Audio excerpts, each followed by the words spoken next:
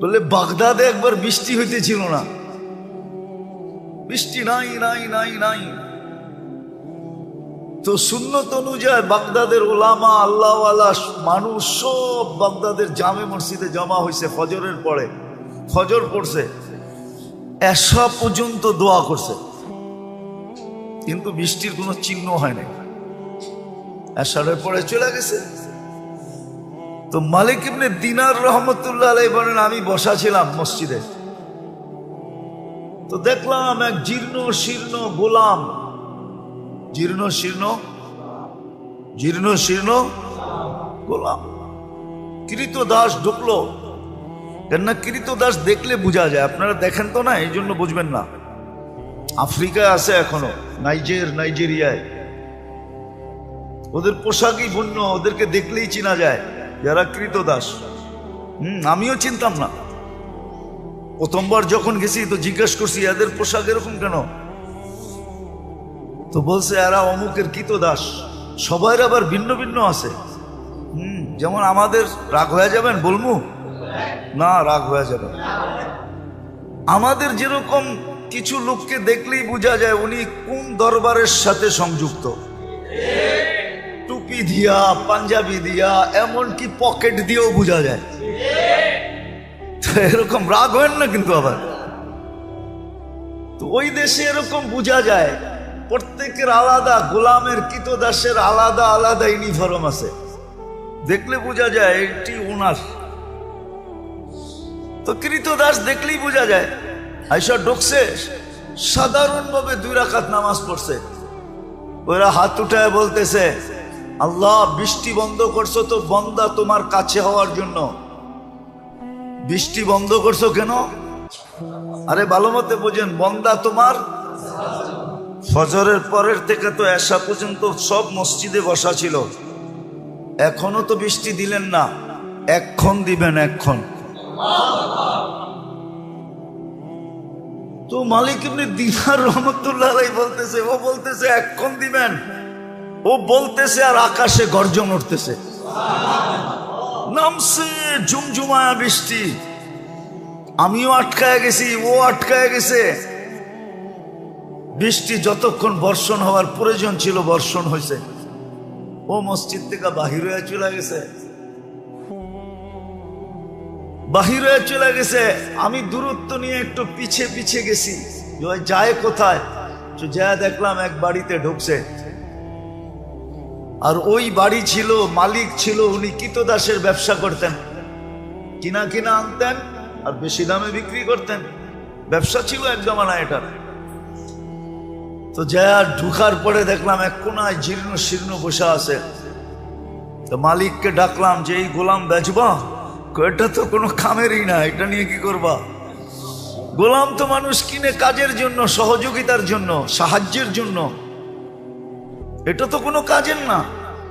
এটা তো কিনা আমি টাকা লস করছি, এটাকে তো শুধু খাওয়াইতেই হয়, কোনো কাজ কুছ পারে না। দেখো না শরীরে কোনো হাড্ডি ছাড়া কিচ্ছু নাই। তো মালিক ইবনে দিনার রহমতুল্লাহ আলাইহি বলতেছে, তুই বেচবি কিনা এটা কর, কি আছে না আছে ওটা তো আমার তোর দরকার নাই, বেচবি? তো মনে মনে ভাবতেছে মনে হয় আল্লাহই পাঠায় দিছে আমার উপরে সুযোগ, সুবর্ণ সুযোগ মেরে একটা লমসম দাম চাইছে, যা চাইছে মালিক ইবনে দিনার রহমতুল্লাহ আলাইহি বলে ডান, কিনা ফেললাম। টাকা গয়না দিয়ে নিয়ে আসছে। আনার পরেও কৃতদাস জিজ্ঞাসা করতেছে, মালিক তুই আমার এত দোষ শোনার পরও তুই আমাকে কিনলি কেন? তোর কি টাকায় কামড়ায় যে তুই আমারে কিনলি টাকা দিয়া? তো মালিক ইবনে দিনার রহমতুল্লাহ আলাইহি বলে, আমি তোকে দেখা কিনি নাই, আমি তো কিনছি তোর তাআল্লুক দেখা। সারা বাগদাদ বসা ছিল ফজরের পরের থেকে আল্লাহওয়ালা আলেম। ওই সময় বাগদাদ বাগদাদেই ছিল, ওই চিত্র তোলার সময় আমার কাছে নাই যে ওই সময় বাগদাদের চিত্রটা কিরকম ছিল। সব তো ফজরের পরের থেকে আসা পর্যন্ত বসা ছিল, বৃষ্টি তো হইল না। তুই এরকম কি বললি আল্লাহকে 2 রাকাত পড়া? ঝুমঝুমায় বৃষ্টি আসলো আর তুই বললি এক্ষণ দেন। আল্লাহ কাছে পাওয়ার একটা মজা আছে, আজকে আমরা পাই নাই, এই জন্য মজা নাই, মজা পাই নাই। সত্য কাহিনী, কৃতদাসী কিনা নিয়ে আসছেন, দুর্বল সুর্বল কিনা নিয়ে আসছেন। তো কৃতদাসী বলছে, মালিক সারাদিন কাজ করব বটে, কিন্তু রাত্রে তুমি আমার থেকে কোনো কাজ নিতে পারবে না। যদি এই শর্ত হয় তো আমি যাইতে রাজি। এই শর্ত যদি হয় তাহলে আমি কি যাইতে রাজি, এই শর্ত পুরা করলে। বলছে ঠিক আছে। তো সারাদিন কাজ করত, রাত্রে নির্জন ঘরে চলে যেত, নির্জন ঘরে চলে যেত। তো মালিকের একদিন আগ্রহ ঢুকছে যে ও যে আমাকে শর্ত লাগায় আসলো, শর্ত লাগায় যে আসলো যে রাত্রে কোনো কাজ নেওয়া যাবে না, দেখি ও রাত্রে করে কি। তো আস্তে আস্তে ছিদ্র দিয়া দেখতেছে কি করে।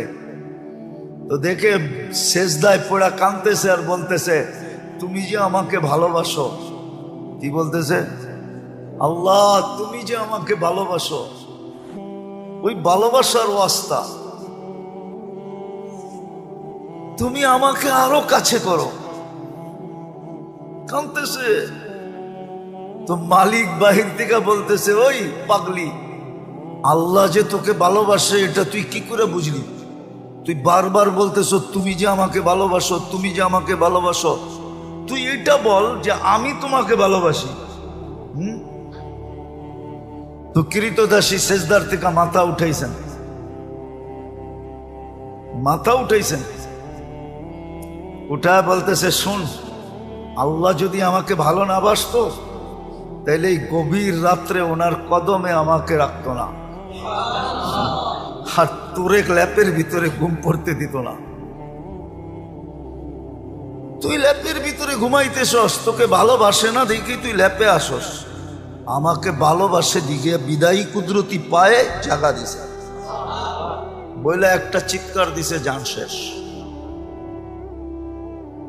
মালিক বলে, বইলা তো নিজের ক্ষতি করলাম, কেন টাকা দিয়ে কিনা আনছে, ক্ষতি হয়ে গেছে না, লস। কিন্তু করবে কি, দাফন কাফন তো করতে হবে। বাজারে গেছে কাফন আনার জন্য, আয়সা দেখে সবুজ কাফনে পেঁচানো, উপরে লেখা আছে ইন্না আউলিয়া আল্লাহি লা খাউফুন আলাইহিম ওয়ালা হুম ইয়াহজানুন। এই কোরআনের আয়াত উপরে লেখা ইন্না আউলিয়া আল্লাহি লা খাউফুন আলাইহিম ওয়ালা হুম ইয়াহজানুন। সত্য এটাই, সত্য এটাই। আমরা মনে প্রাণে চাই না যে আল্লাহর কাছে হই বা আল্লাহ আমাদের কাছে হই। আরেকটা মনে উঠলো, এই জন্য বলতেছি, রব আল্লাহ। এই জন্যই তো আল্লাহ বলছিলেন যে আমি এমন রব, কাসসামার রিজক ফালা ইয়ানসা মিন খালকিহি আহাদ, সবারটা সময় মতো পৌঁছাই, কাউকে পৌঁছাইতে ভুলি না।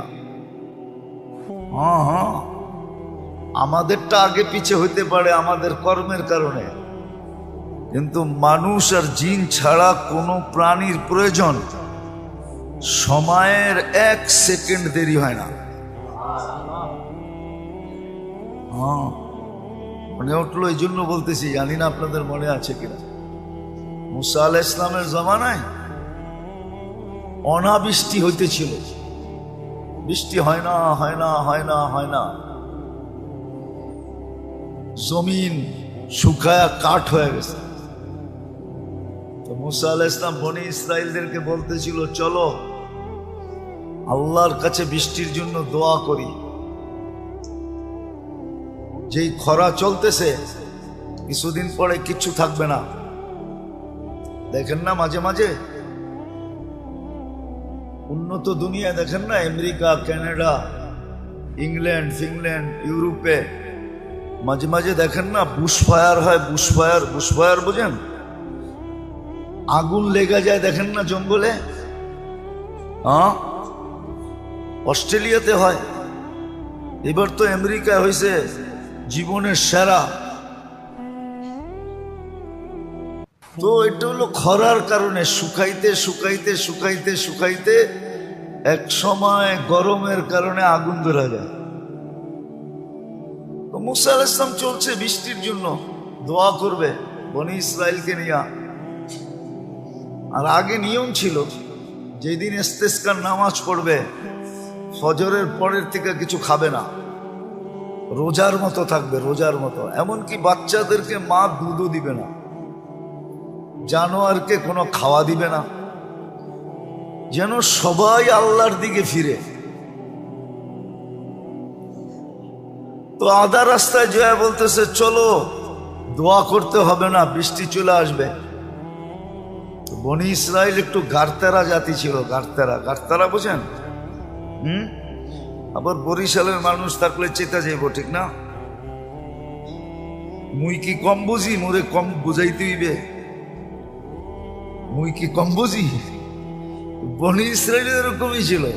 বলতেছে মুসা, দোয়াই তো করলাম না আলাইহিস সালাম, দোয়াই তো করলাম না, বৃষ্টি কোত্থেকে আসবে? তাইলে কষ্ট করে আনাইলাই কেন? তো পুরা জাতি তর্কে বিতর্কে জড়ায় গেছে মুসা আলাইহিস সালামের সাথে। তো মুসা আলাইহিস সালামের বলার ইচ্ছা ছিল না, তো বলছে শোনো, তোমাদের দোয়ার আগে পিপিলিকার দোয়া কবুল হয়ে গেছে।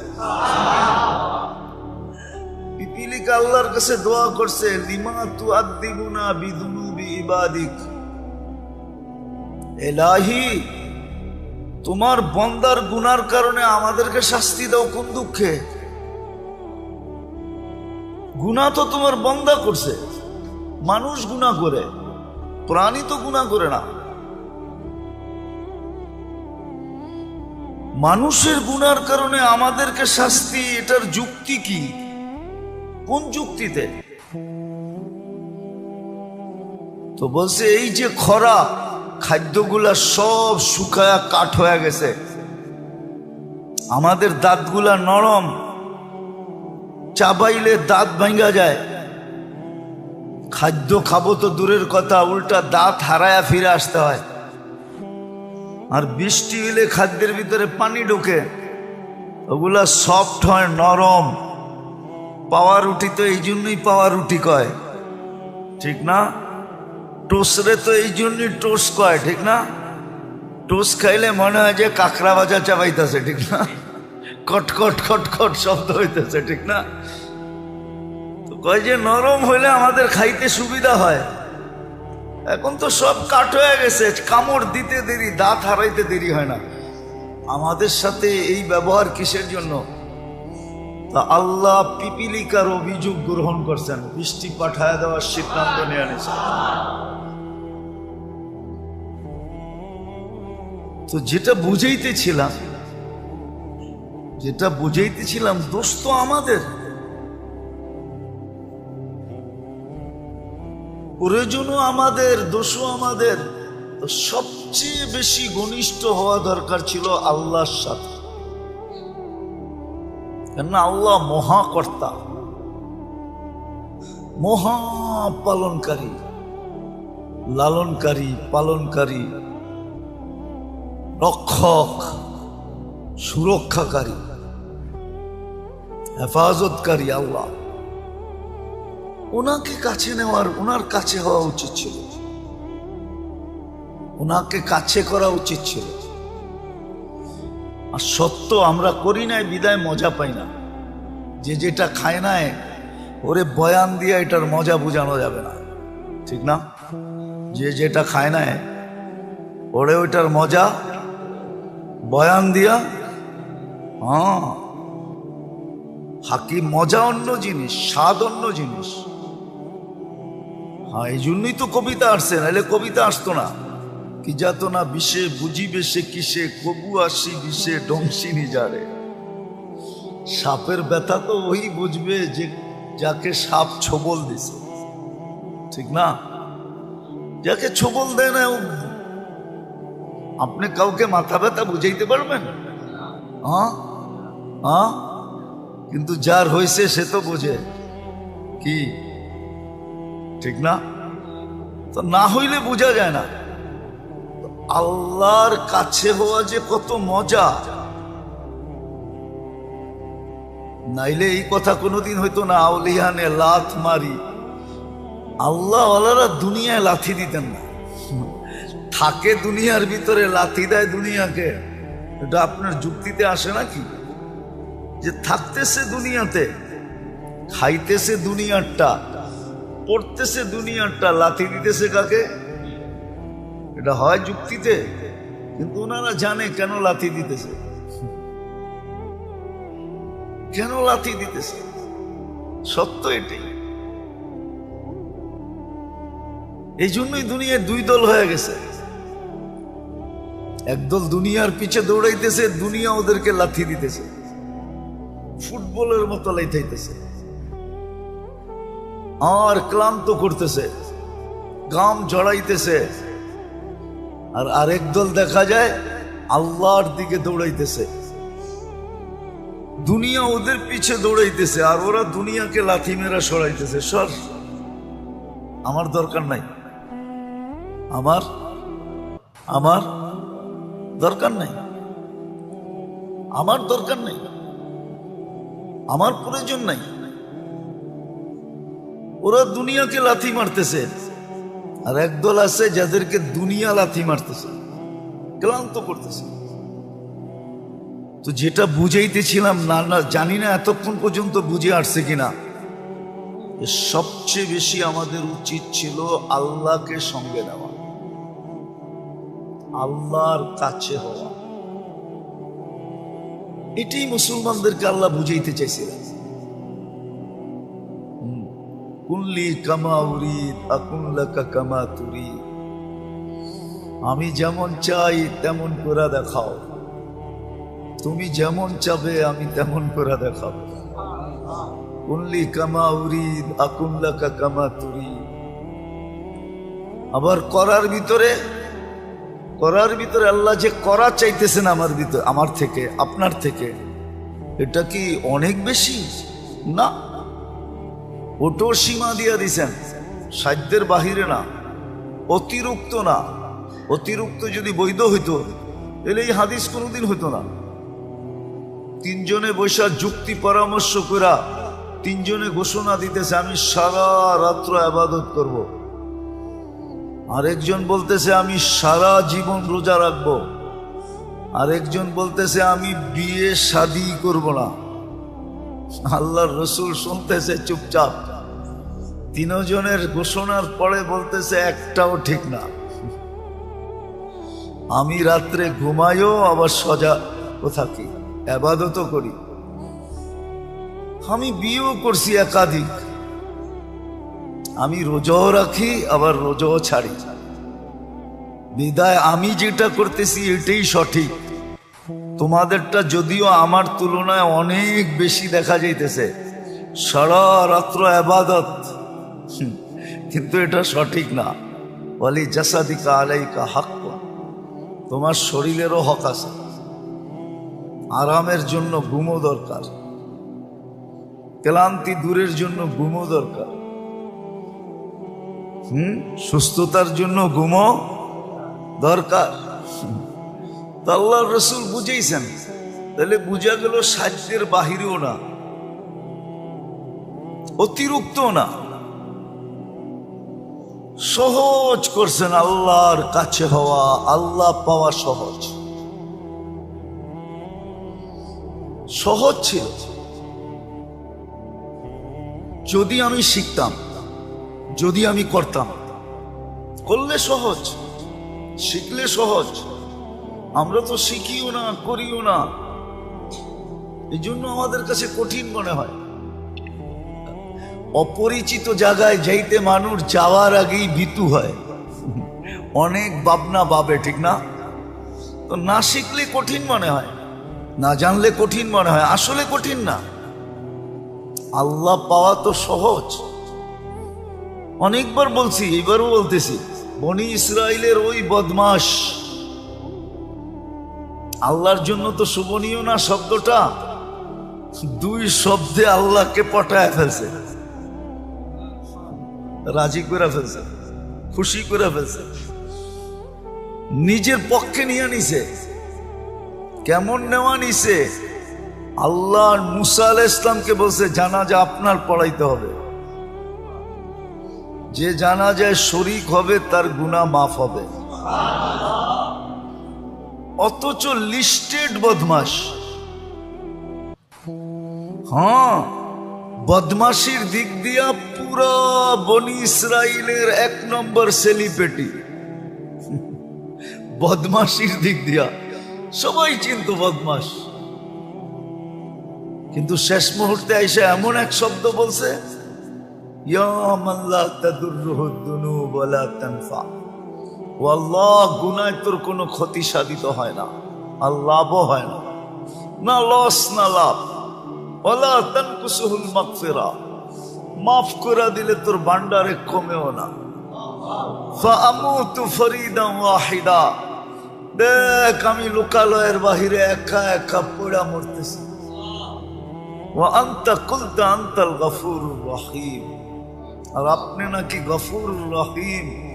মাফ যদি না করলেন তো আপনি গফুরুর রহিম হইয়া আমার লাভটা হইল কি? এতটুক কথা বুঝলে অনেক কিছু, না বুঝলে কিছুই না। আল্লাহকে বিলকুল পক্ষে নিয়ে আসছে, বুঝার বিষয়। আজকে আমাদের সবচেয়ে বেশি যাকে কাছে করা দরকার ছিল, সঙ্গে লওয়া দরকার ছিল, বিশেষ করে মুসলমান, বিশেষ করে উম্মতে মুহাম্মদ।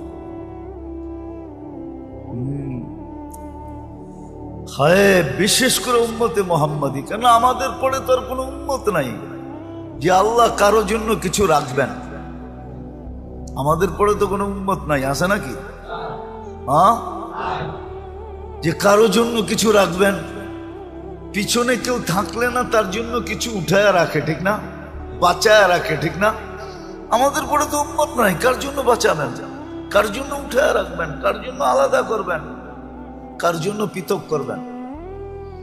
অ্যানালাইসিসের বিষয়। আমাদের নবীজির পরে তো নবী নাই, আছে নাকি? মুহাম্মদুর রাসূলুল্লাহর পরে কেউ আছে?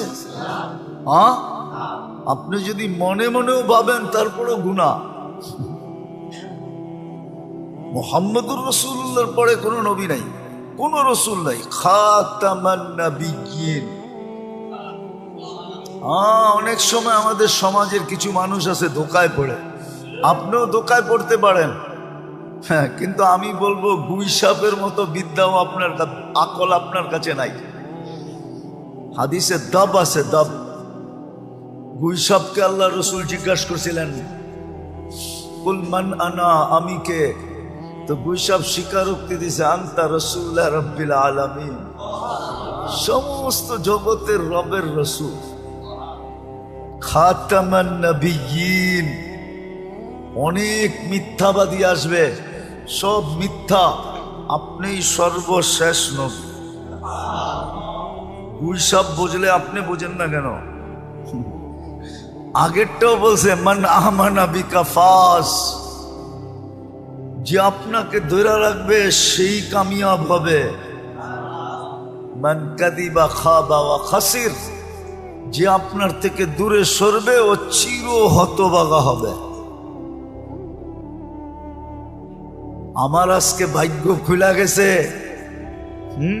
লাব্বাইক ওয়া সাদাইক ইয়া সাইনা ওয়া ইয়াউমিল কিয়ামা। ও কিয়ামতের বাদশা, আমার ভাগ্য খুলে গেছে। আপনার তো গুই সাপের সমানও বিশ্বাস নাই। তো যেটা বলতেছিলাম, আল্লাহর কাছে হওয়া দরকার ছিল, আল্লাহকে কাছে করার দরকার ছিল। কসম খোদা, এই জন্যই চিৎকার ছিল, চিৎকার। আমরা পড়ি তো না, জানি তো না। এই জন্যই সাহাবা সবসময় চিৎকার দিতেন, ইয়াকফিনি আল্লাহ, আল্লাহু কাফিন, আল্লাহ আমার জন্য যথেষ্ট। খালেদ রাদিয়াল্লাহু তাআলা আনহুর কথা হাজারো বার আছে। উনি যুদ্ধের ময়দানে যখন নামতেন তো সবাই ওনাকে সতর্ক করতেন, খালেদ তুমি একা, সামনে হাজার হাজার, তো ওনার চিৎকার এটাই হইতো, আল্লাহ আমার জন্য যথেষ্ট, সরেন থেকে।